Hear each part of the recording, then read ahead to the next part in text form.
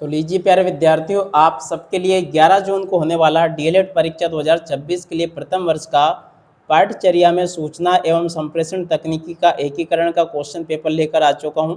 जल्दी से प्यारे विद्यार्थियों, आप लोग इस क्वेश्चन पेपर को देख लो और पूरा का पूरा क्वेश्चन पेपर अच्छे प्रकार से समझ लो, ताकि प्यारे विद्यार्थियों आप सबको ये पूरा का पूरा क्वेश्चन पेपर अच्छे से समझ में आ सके और आप सब लोग प्यारे विद्यार्थियों देखो अपनी परीक्षा के पेपर में टॉपर बन सको। तो देखो प्यारे विद्यार्थी, इस प्रकार से क्वेश्चन पेपर आपको परीक्षाओं में देखने को मिलेगा, जिसमें कि टोटली आपसे 15 क्वेश्चन पूछे जाएंगे और 8 पेज का पूरा पेपर होगा। ठीक है। और उसके अलावा देखो प्यारे विद्यार्थियों, टोटली आपका ये 50 अंकों का क्वेश्चन पेपर होगा। अब चलो अपन जल्दी से आगे बढ़ते हैं, समझते हैं आपके पूरे पेपर को और इस पेपर के पूरे सॉल्यूशन को। प्यारे विद्यार्थियों देखो, वीडियो के शुरुआत में मैं आपको बता देना चाहता हूँ, ये जो क्वेश्चन पेपर मैं आपको बता रहा हूँ ना, ये एक मॉडल क्वेश्चन पेपर है, जिसमें से काफ़ी सारे क्वेश्चन आपके पेपर में परीक्षाओं में आने की संभावनाएं हैं। और इससे प्यारे विद्यार्थियों आपको पेपर का पैटर्न आपको समझ में आ जाएगा कि पेपर में किस प्रकार से क्वेश्चन पूछे जाएंगे, आपका जो कि 50 अंकों का क्वेश्चन पेपर होने वाला है। जैसा कि आप सबको पता है कि आपके जो पेपर हो रहे हैं, कोई कोई पेपर आपके 50 अंकों के हो रहे हैं, कोई 25 अंक का पेपर हो रहा है। इसके अलावा प्यारे विद्यार्थियों देखो, कोई कोई पेपर आपका 70 अंकों का हो रहा है। अब इससे क्या हो रहा है कि आपको ये पता नहीं चल पा रहा है कि 50 अंक के पेपर में कितने क्वेश्चन आएंगे, किस प्रकार से क्वेश्चन पूछे जाएंगे। इसलिए प्यारे विद्यार्थियों, आज मैं आपको पूरा का पूरा बताने वाला हूँ कि आपके पेपर में क्वेश्चन किस हिसाब से पूछे जा रहे हैं। ठीक है। देखो, इस प्रकार का क्वेश्चन पेपर होगा।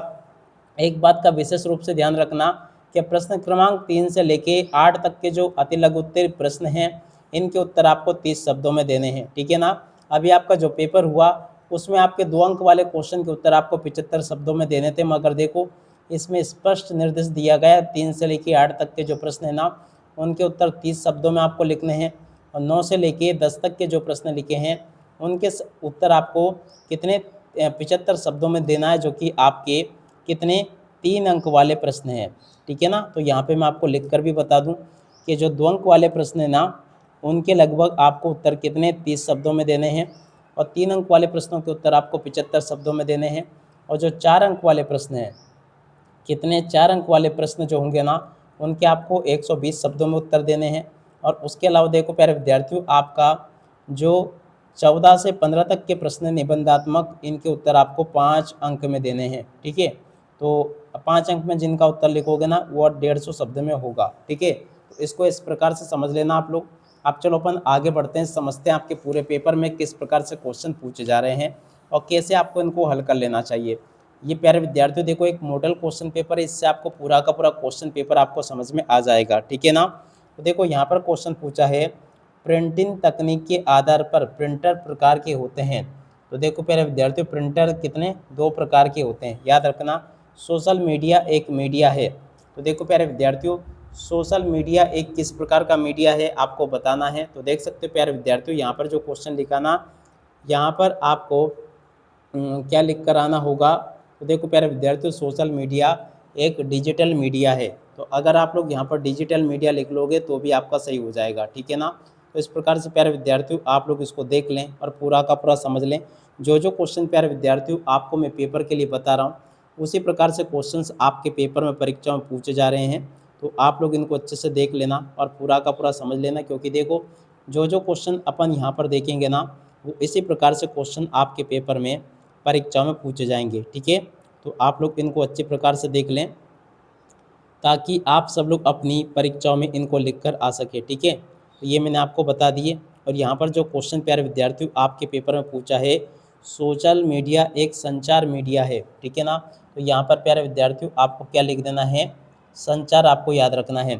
परंपरागत साधनों के साथ आईसीटी संसाधनों का उपयोग में किया जाता है। तो देखो प्यारे विद्यार्थियों, यहाँ पर जो क्वेश्चन लिखा ना, ब्लेंडेड लर्निंग, इस क्वेश्चन का उत्तर होगा। क्या उत्तर होगा, यहाँ पर आपको क्या लिखना होगा, ब्लेंडेड, और उसके बाद में लर्निंग, इस क्वेश्चन का उत्तर आ जाएगा। ठीक है ना। तो यहाँ से आपको क्या लिख लेना है, ब्लेंडेड लर्निंग प्यारे विद्यार्थियों यहाँ पर आपको लिख लेना है। क्लास ओवर का मुख्यालय में है। तो देखो प्यारे विद्यार्थियों, क्लास ओवर का मुख्यालय कहाँ पर है, अमेरिका। ठीक है ना। तो अमेरिका यहाँ पर आपको लिख कर आना होगा। मानव संसाधन विकास मंत्रालय की वेबसाइट है। देखो प्यारे विद्यार्थियों, मानव संसाधन विकास मंत्रालय की वेबसाइट क्या होगी, तो यहाँ पे आपको लिखना होगा www. और उसके बाद में यहाँ पे आपको लिखना होगा MHRD.gov। ठीक है, क्या लिखोगे .gov और .in इस क्वेश्चन का उत्तर होगा। ठीक है, तो देखो प्यारे विद्यार्थी, इस प्रकार से मेरे द्वारा यहाँ तक कि आपको क्वेश्चन के आंसर बता दिए गए हैं, तो आप लोग इसको देख लें और पूरा का पूरा इसको याद कर लेना अच्छी प्रकार से। अब उसके बाद में देखो यहाँ पर आपके पेपर में क्वेश्चन पूछे गए हैं। अब चलो मैं आपको एक एक करके सभी क्वेश्चन के उत्तर बता देता हूँ। ठीक है ना, यहाँ पर क्वेश्चन पूछा है कौन सी इकाई कंप्यूटर में मानव मस्तिष्क की भांति कार्य करती है। तो देखो प्यारे विद्यार्थियों, कौन सी इकाई कंप्यूटर में मानव मस्तिष्क की भांति कार्य करती है, तो देखो इस क्वेश्चन का उत्तर आपका आ जाएगा CPU। 1 टेराबाइट में कितने मेगाबाइट होते हैं। तो देखो प्यारे विद्यार्थियों, एक TB में कितनी MB होती है ये आपको बतानी है। तो देखो प्यारे विद्यार्थियों, एक TB में लगभग 1024 MB होती है। तो देखो इसका उत्तर क्या आ जाएगा, GB। ठीक है ना, एक TB में कितनी GB होती है, तो देखो 1024 GB होती है। ठीक है, मल्टीमीडिया के घटक होते हैं ऑडियो, वीडियो, ग्राफिक्स या उपरोक्त सभी। तो देखो प्यारे विद्यार्थियों, यहाँ पर आपको याद रखना उपरोक्त सभी। ठीक है, ये पोर्टफोलियो प्रस्तुत करता है। देखो प्यारे विद्यार्थियों, योग्यता को, आत्मव्यक्ति को, आय आवास दोनों। तो देखो प्यारे विद्यार्थियों, ये जो क्वेश्चन आपको दे रखा ना, यहाँ पर आपका आ जाएगा 7 नंबर का, जिसमें कि लिखा आ व बा दोनों। ठीक है, इस प्रकार से देख लेना। 2 से 10 वर्ष तक के बच्चों के लिए शैक्षणिक एवं मनोरंजक सॉफ्टवेयर है। तो देखो प्यारे विद्यार्थियों, जी कॉम्प्रोमाइज़ इस क्वेश्चन का उत्तर होगा। कहाँ पर लिखा है, देखो जी कंप्रेस ये वाला। ठीक है, तो इस प्रकार से आप लोग इसको देख लें। यहाँ तक के सभी क्वेश्चन के उत्तर प्यारे विद्यार्थियों मेरे द्वारा आपको बता दिए गए हैं। इस प्रकार से क्वेश्चन आपके पेपर में, परीक्षा में आपको देखने को मिलेंगे। उसके बाद में देखो यहाँ से इन प्रश्नों को पढ़ लेना। इंटरनेट की 2 विशेषता आपको बतानी है। अब चलो प्यारे विद्यार्थियों, आपको मैं बताता हूँ कि इंटरनेट की 2 विशेषताएं कौन कौन सी है। एक एक क्वेश्चन और उन क्वेश्चन के उत्तर प्यारे विद्यार्थियों देखो मेरे द्वारा यहाँ पर आपको बताए जा रहे हैं, तो इसलिए आप लोग इसको अच्छे प्रकार से देख लें और अच्छे प्रकार से इसको याद भी कर लें। ठीक है, तो देखो प्यारे विद्यार्थियों, ये रही इंटरनेट की 2 विशेषताएं जो कि आपको मैंने बता दी। अगला क्वेश्चन प्यारे विद्यार्थियों, आपके पेपर में, परीक्षा में आपसे पूछा है आकलन के कोई 2 उद्देश्य आपको बताने हैं। ठीक है, तो देख सकते हो प्यारे विद्यार्थियों, आकलन के 2 उद्देश्य यहाँ से देख कर लिख दो। अब अगला क्वेश्चन प्यारे विद्यार्थियों, आपके पेपर में क्या पूछा, चलो मैं आपको बताऊँ। तो देखो आपके पेपर में अगला क्वेश्चन पूछा है आय रूब्रिक के 2 उपयोग आपको बताने हैं। तो देखो आय रूब्रिक के 2 उपयोग क्या क्या हैं, यहाँ से देख कर लिख देना। और अब अगला क्वेश्चन प्यारे विद्यार्थियों पूछा जी कंप्रेस के उपयोग आपको बताने हैं। देखो जी कंप्रेस के उपयोग यहाँ से देख कर लिख देना। और अब अगला क्वेश्चन प्यारे विद्यार्थियों पूछा है भौतिक विज्ञान आधारित 2 सॉफ्टवेयर के नाम आपको बताने हैं। तो देखो प्यारे विद्यार्थियों, भौतिक विज्ञान आधारित 2 सॉफ्टवेयर के नाम यहाँ से देख कर लिख दो, ये मैंने आपको बता दिया। इस प्रकार से देख कर लिख देना आप लोग।